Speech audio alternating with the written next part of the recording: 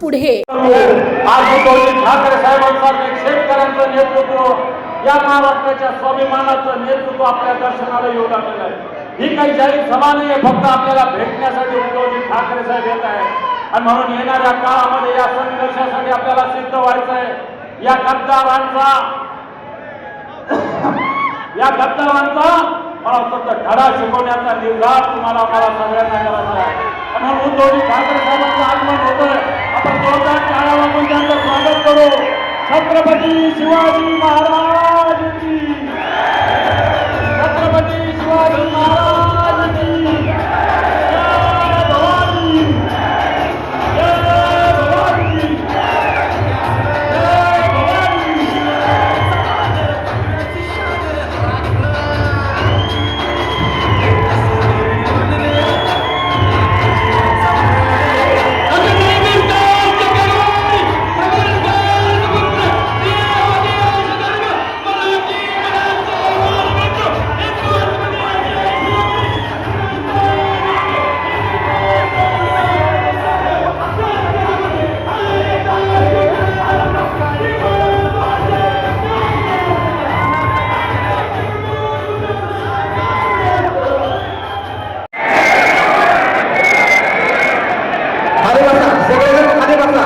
साहेब सगळ्यांशी बोलतील, कृपया खाली बसा. शिवसेना प्रमुख उद्धव बाळासाहेब ठाकरे, सन्माननीय आदित्यजी उद्धव साहेब ठाकरे आणि मंचावरील सर्व मान्यवरांचं स्वागत होत आहे. जोरदार टाळ्या.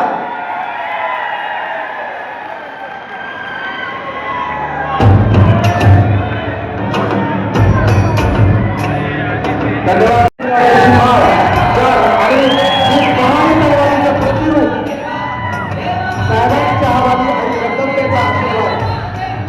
ज्याप्रमाणे आई तुळजाभवानी शिवरायांच्या पाठीशी राहील तसंच आई जगदंबेचा आशीर्वाद सन्माननीय उद्धवजी साहेब ठाकरे यांच्या पाठीमागे राहणार. जय भवानी.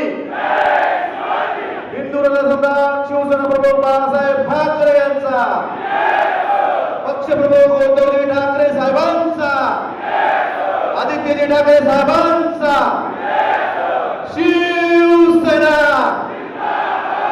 शिवसेना. आदरणीय उद्धवजी ठाकरे साहेब, आदरणीय आदित्यजी, माझी कॅमेरामॅनला विनंती, आपण जरा खाली बसावं म्हणजे मागच्या लोकांना बघता येईल. थोडं शांत राहू, शांत राहू. आदरणीय संजय राऊत साहेब आणि देसाई साहेब, विनायक राऊत साहेब, सर्व सन्मान्य मंडळी, साहेब मी जास्त बोलणार नाही. साहेब फक्त तुम्हाला एवढंच सांगतो, धाराशिव जिल्हा हा या जिल्ह्यातले शिवसैनिक, या जिल्ह्यातले सर्वसामान्य जनता ही ठाकरे कुटुंब आणि मातोश्रीची एकनिष्ठ असलेली जनता आहे. त्यामुळे कुणी आलं कुणी गेलं तरी शिवसैनिक खंबीर आहे, जागेवर आहे. साहेब पाऊस होता, या धाराशिव मध्ये दुसरा हॉल मिळाला नाही आपल्याला, परंतु विनंती आहे की आपण किंवा आदित्य साहेब आम्ही शेतकऱ्यांसाठी 1-2 महिन्यात आंदोलन घेणार, त्या ठिकाणी धाराशिवला आपण यावं ही सर्व धाराशिवच्या जनतेच्या वतीने आपल्याला विनंती करतो.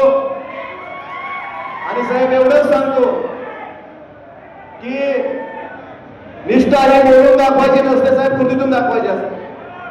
त्यामुळं आम्ही 22ला पण दाखवलेलं आहे, आताही दाखवतोय. या सगळ्यांसमक्ष तुम्हाला प्रत्येक समक्ष सांगितलेलं साहेब, पण या समान धाराशिवकरांच्या समक्ष सांगतो साहेब, काही झालं तर उद्धव साहेबांची साथ सोडणार नाही. आणि साहेब हा शब्द त्यांना आणि तुम्हाला एक शब्द देतो, काही झालं की काही वेळ आली तर या शिवसैनिकाला वारावर सोडणार. त्यामुळे मी जास्त आपला वेळ घेत नाही. आपलं रावसाहेबांचं बरोबर ऐकण्यासाठी सगळे उत्सुक आहे. फक्त मला एवढीच जाणं साहेब, माझ्यासारख्या सर्वसामान्य शेतकरी कुटुंबातल्या मुलाला फक्त शिवसेना या 4 अक्षरामुळे जिल्हा परिषद सदस्य 2 वेळा आमदारकी मिळाली, हे उपकार मी आयुष्यभर विसरणार नाही. शिवसैनिकाचे ना आपले, त्यामुळे मी कायम आपल्या सोबत आपल्या आशीर्वादाने पुढच्या काळात काम करत जाईल आणि धाराशिव जिल्ह्यातली शिवसेना ही त्या कार्यकर्त्यांची संघर्ष करायची तयारी आहे, व्यवस्थेची आवाज उठवायची तयारी आहे. अशा कार्यकर्त्यांकडून सर्वसामान्यांचा आवाज बोलून इथून पुढच्या काळात ही शिवसेना काम करेल. एवढा शब्दातून माझ्या शब्दाला विराम देतो. धन्यवाद साहेब. जय हिंद, जय महाराष्ट्र. धन्यवाद दादा.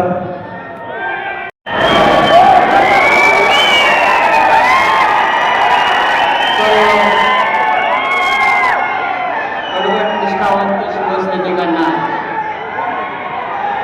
जय महाराष्ट्र. आदरणीय उद्धव साहेब, सन्माननीय आदित्य ठाकरे आणि या निष्ठावंतांच्या मेळाव्यासाठी जमलेले हजारो शिवसैनिक.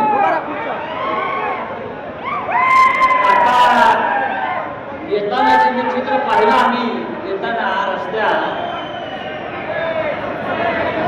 उद्धव साहेबांनी सांगितलं धाराशिव मध्ये ऑपरेशन पुडवा सुरू झालेलं.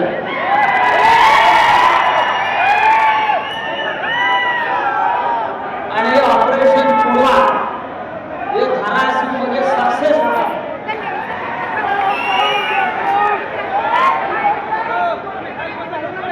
कैलास पाटील यांनी सांगितलेलं आहे की शिवसैनिकांना वाऱ्यावर सोडणार नाही. कैलास पाटील यांनी सांगितलेलं आहे शेवटच्या श्वासापर्यंत उद्धव ठाकरे साहेबांची साथ सोडणार नाही. त्याबद्दल आम्ही सगळे त्यांचे आभारी आहोत.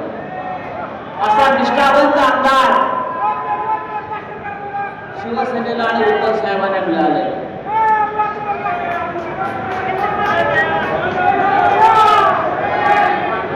हा जो गद्दार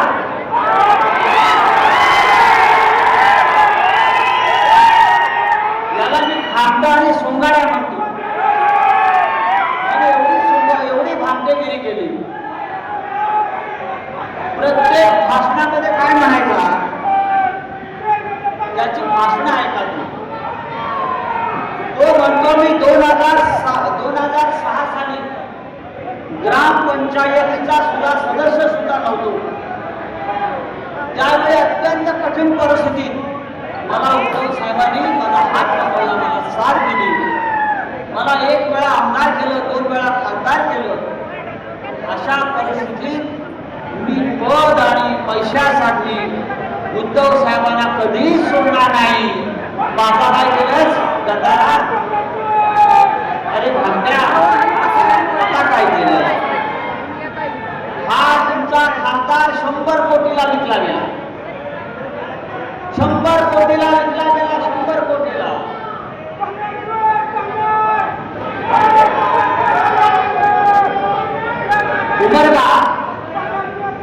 उमरग्याच्या 100 शिवसैनिकांनी सांगितलं, उद्धव साहेब, उमरग्याच्या 100 शिवसैनिकांनी पत्रक काढलं आणि त्यांनी सांगितलंय की आमच्या 100 जणांच्या किडण्या विकतो आणि तुला पैसे देतो, पण ती शिवसेना सोडू मी नसल्या. किडण्या विकून त्याला पैसे द्यायला तयार झालेले आहे. तरी हा माणूस गेला. सर्व काही मिळालं, आमदार केलं, खासदार केलं, ठाकरे कुटुंबाचं प्रेम मिळालं, शिवसैनिकांचं प्रेम मिळालं. आणि तू जो खासदार झालास तो काय तुझ्या स्वतःच्या ताकदीवर आणि हिमतीवर झाला नाही.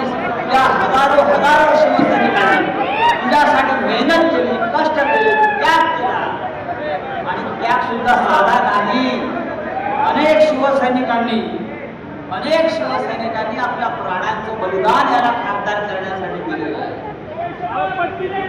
7 मे 2024 ला समाधान पाटील, 7 मे 2024 ला भूम तालुक्यातल्या पाटसांगवी गावातला शिवसैनिक समाधान पाटीलची हत्या झाली. मतदान केंद्राच्या बाहेर ती हत्या कोणी केली? ती हत्या शिंदेच्या लोकांनी केली. शिंदे गटाच्या गुंडाने केली ती हत्या आणि आज हा खासदार त्या मारेकरांच्या पोटामध्ये जाऊन बसलेला. लाज वाटली पाहिजे. ज्याने तुझ्यासाठी प्राणात त्याला विचारलंस, त्याच्या आत्म्याला विचारलंस की तू माझ्यासाठी प्राणाचं बलिदान केलंय, तुझी हत्या झाली, मी पक्ष सोडू का? त्याच्या आत्म्याला विचारलंस? नाही. मारेकरांच्या गोटात सामील झाला. असा हा खमटा, असा हा सोंगाड्या, ज्याला आता धाराशिवच्या रस्त्यावर फिरू देऊ नका. शिवसैनिकांनो, हा भामटा पक्ष सोडून का झाला याची अनेक कारण दिली जातात. तो म्हणतो की मी विकासासाठी गेलो. कोणाचा विकास? कोणाचा विकास? काय विकास केला? 2 वेळा खासदार, 1 वेळा आमदार आहे. काय केलं? या धाराशिवची का दुबई गेले का सोलापूर केलं, कॅमेरा केले, काय केलं? काय केलं? तो का गेला? आता ऐका, तो का गेला? तो गेला कारण त्याने त्याच्या बँकामध्ये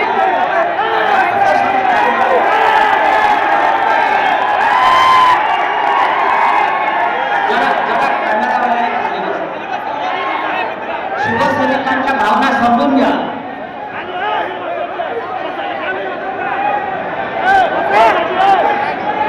जरा जरा शांत राहा.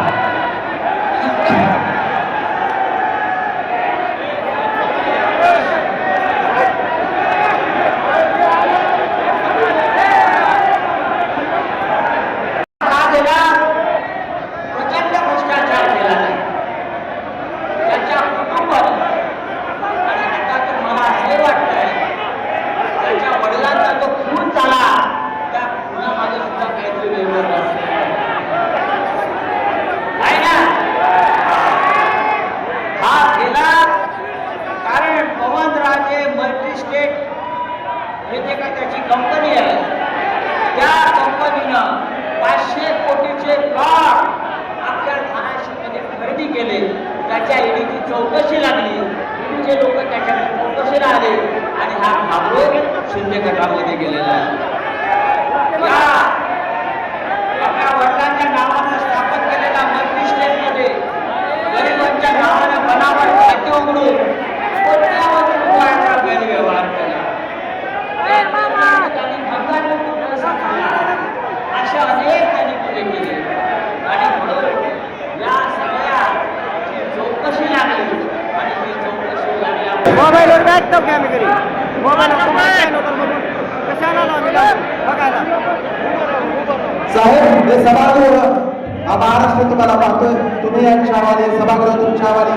टाळ्यांच्या गजरात जोरदार स्वागत.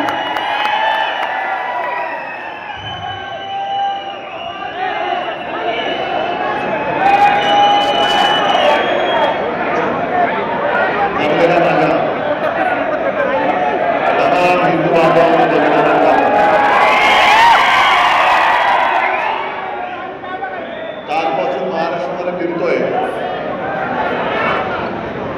आणि महाराष्ट्रामध्ये काय चित्र आहे हे आपण सगळे पाहत आहे. आवाज येतोय ना बरोबर?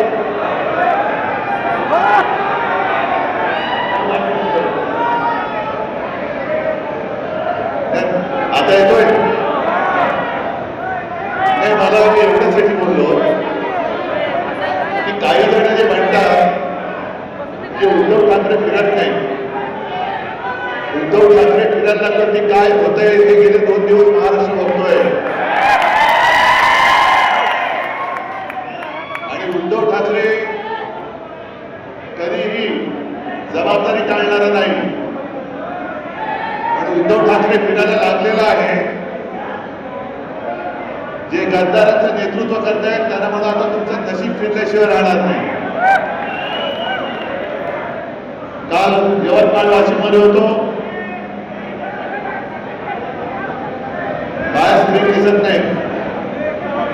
तर म्हणजे आज सकाळी पत्रकारांशी भेटलो आणि पत्रकारांनी मला विचारलं तुमच्या सभा जोरात चालल्या.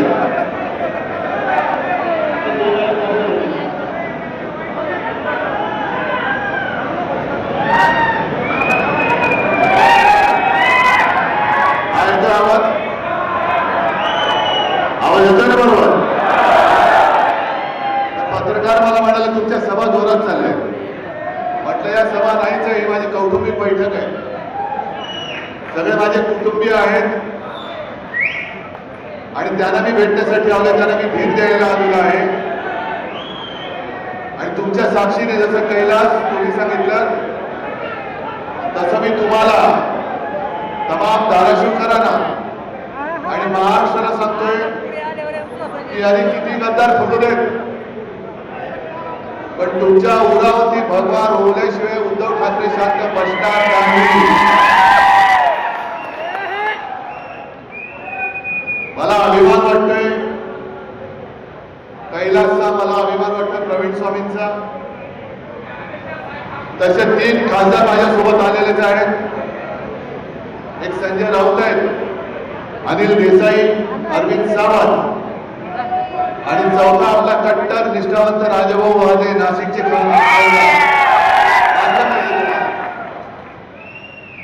म्हणजे अरविंद सावंतांचं कौतुकच म्हणा. केंद्रामध्ये मंत्री होते आणि भाजपने दगा दिला.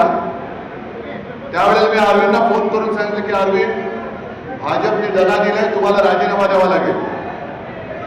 अरविंदने एकही प्रश्न विचारला नाही, फक्त येस सर फोन ठेवला आणि जाऊन मोदींच्या टुकड्यावरती राजीनामा दिला.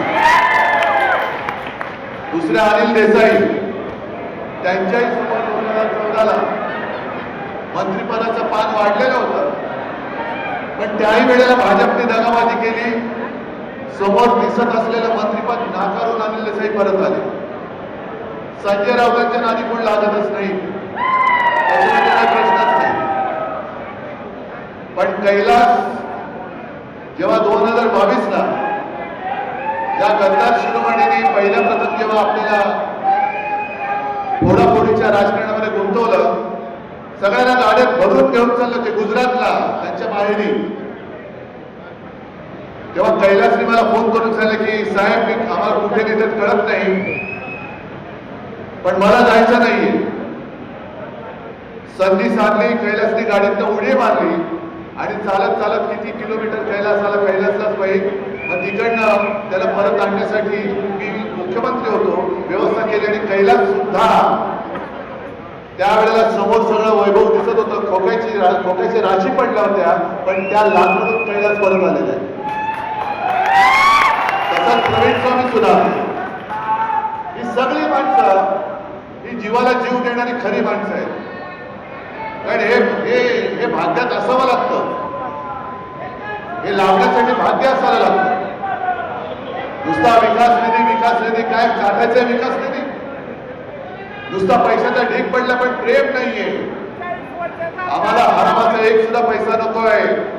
ज्याला हरामाचा पैसा पाहिजे होता तो तिकडे गेलेला आहे, तो गद्दार झालेला आहे. पण इकडे माझ्या कष्टाचा पैसा, कष्ट करून कमावणारा पैसा कमवणारा माझा शेतकरी आणि सारासुरा शिवसैनिक बसलेला आहे. आणि मला आठवत आहे मी या गद्दाराच्याच सभेला आलो होतो. सभा तुडुंब होती, तुम्ही सगळे लोक होतात.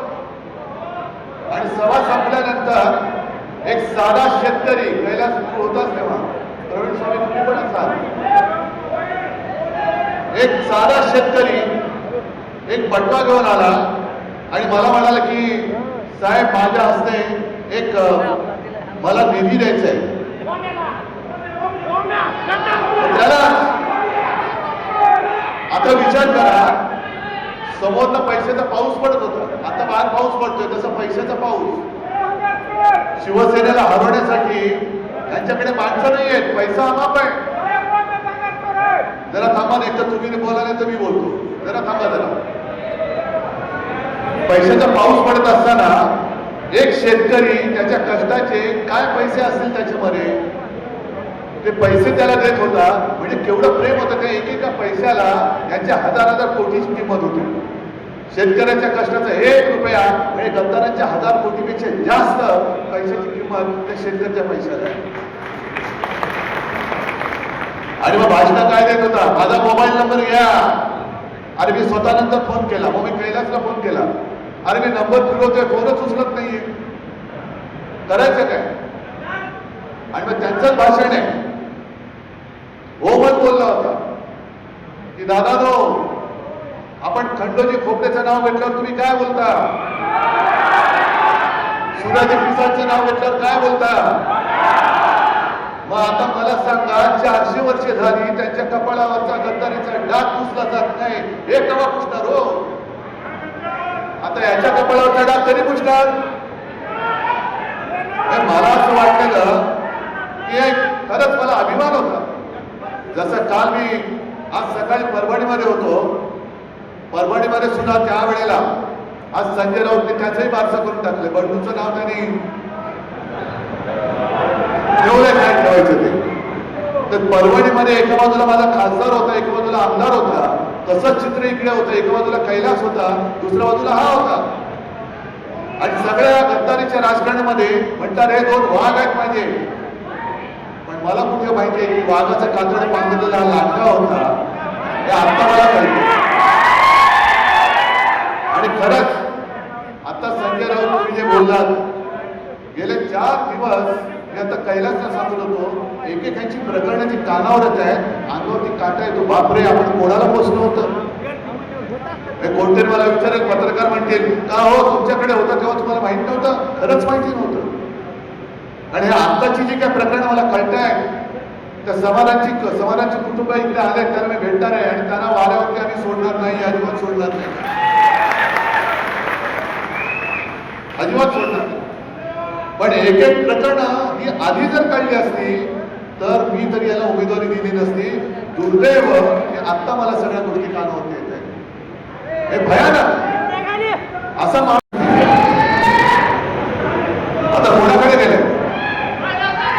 गेल्या वर्षी आपत्ती आली होती, त्यावेळेला सुद्धा अरविंद सावंत आणि सगळे मुंबईकरांनी इकडे पूर्ण जे काही शक्य असेल, राजन विचारे आले होते, अरविंद सावंत आले होते, अनेक मुंबईकर आले होते, आणि जे जे करता येणं शक्य होतं ते सगळं आपण केलं होतं.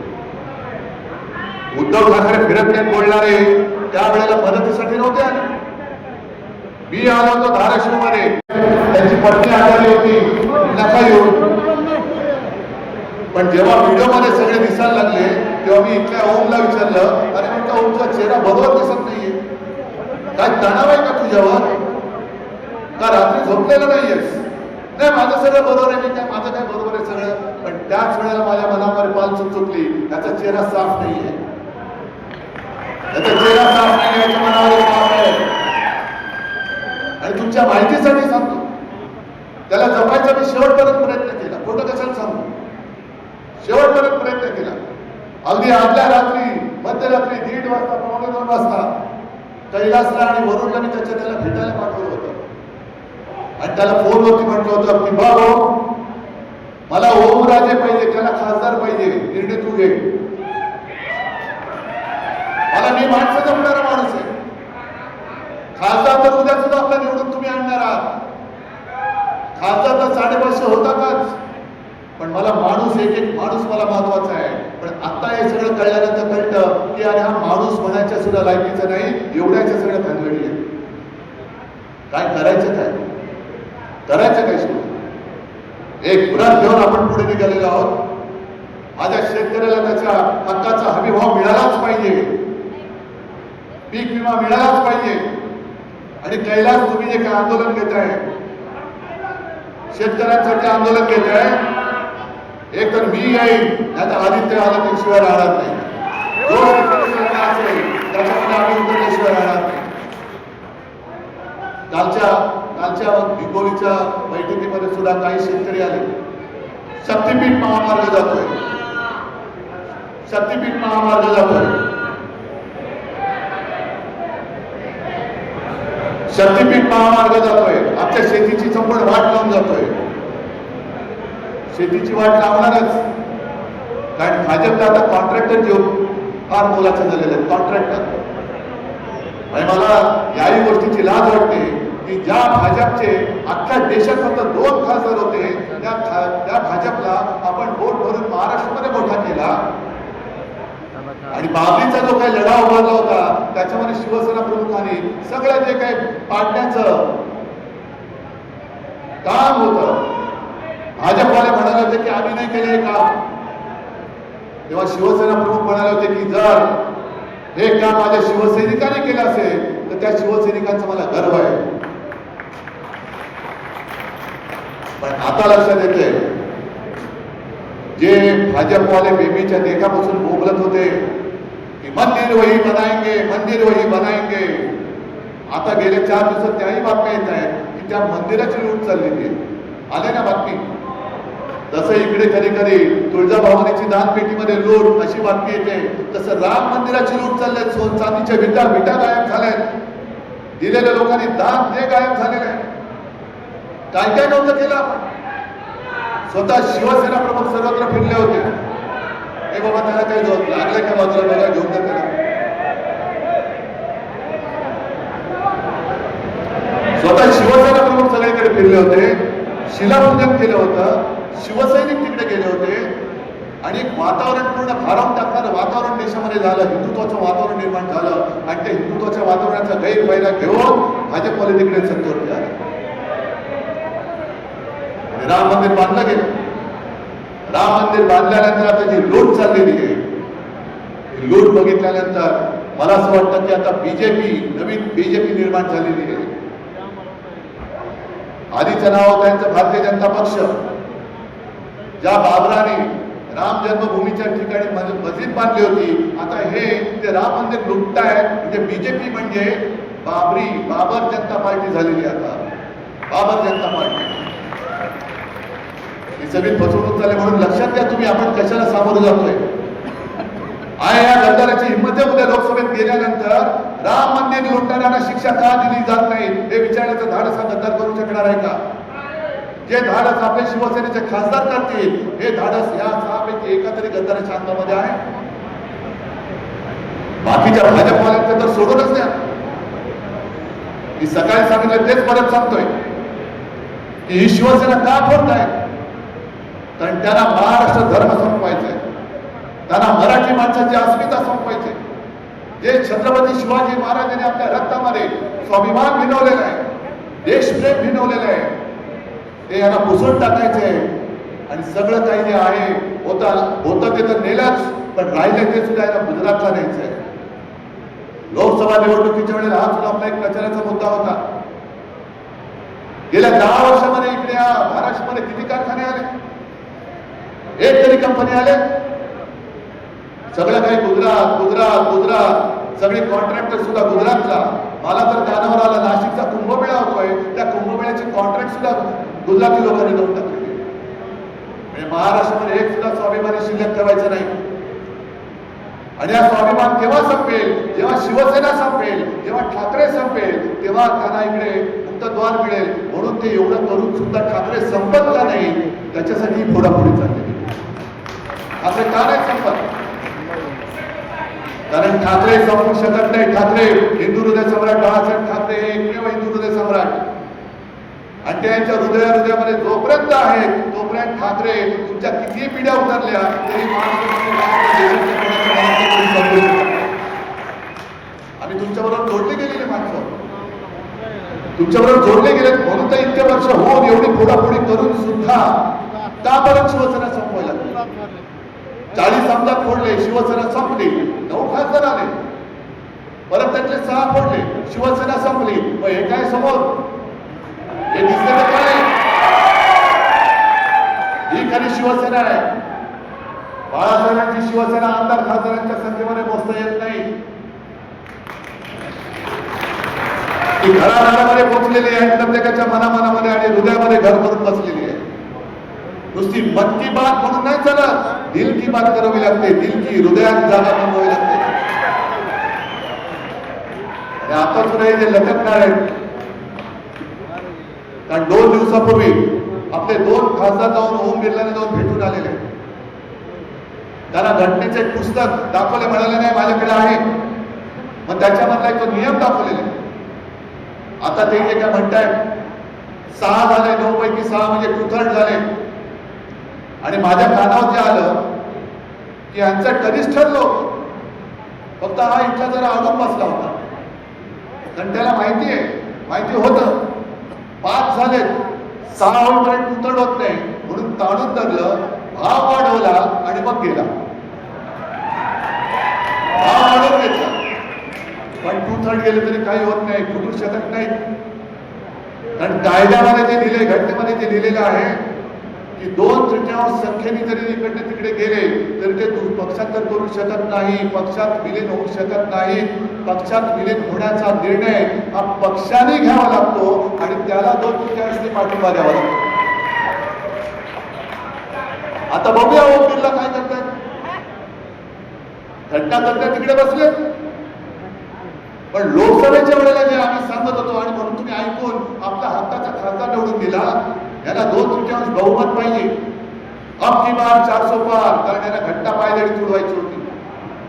आता सुद्धा 2/3 बहुमत करून काही घटनेमध्ये बदल करता येतात का ते त्याला पाहिजे, म्हणून 2/3 बहुमत पाहिजे.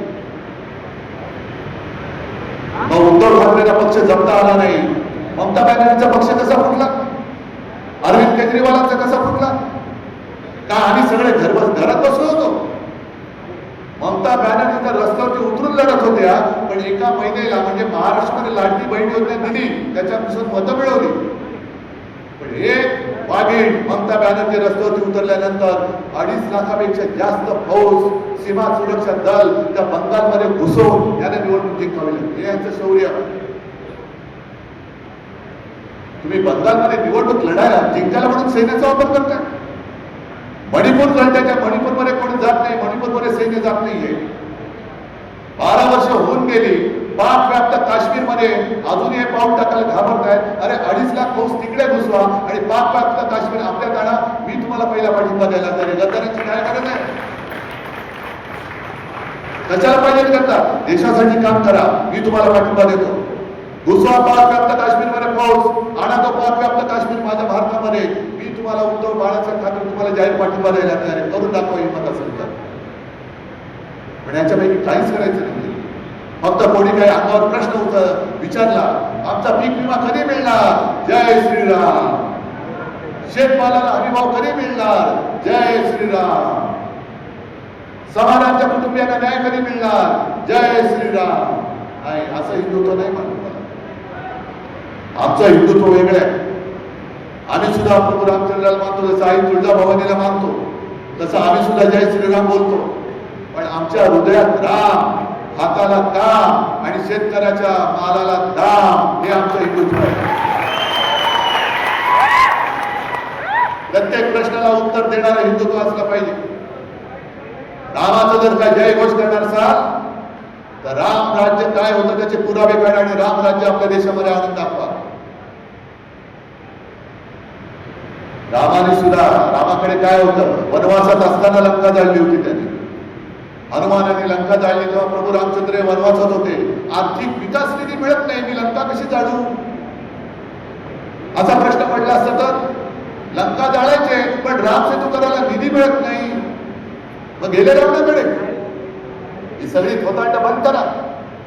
स्वतःची पापा झाकायला तुम्ही तिकडे गेलेला आहात, गद्दारी केलेली आहे आणि स्वतःचा निधी, खाजगी निधी वाढून मिळण्यासाठी म्हणून तुम्ही गेलेला आहात. हा आमच्या सगळ्या धारावीकरांचा नाही तर धाराशिवकरांचा नाही तर आमच्या महाराष्ट्राचा आरोप आहे.